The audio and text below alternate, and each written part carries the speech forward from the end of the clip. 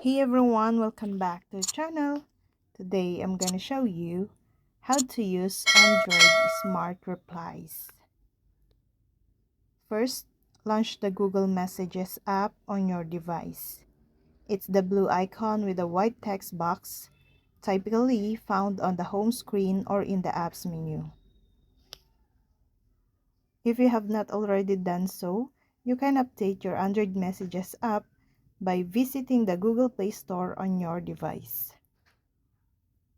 Tap your profile icon. It's in the upper right corner. Tap Messages Settings.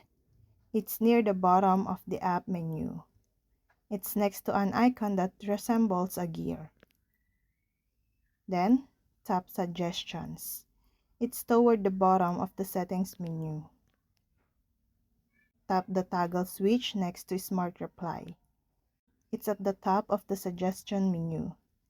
This will enable or disable Smart Reply. Google's Smart Reply feature suggests quick replies for incoming text messages using AI. This time, saving feature is enabled by default in the latest version of the Google Messages app.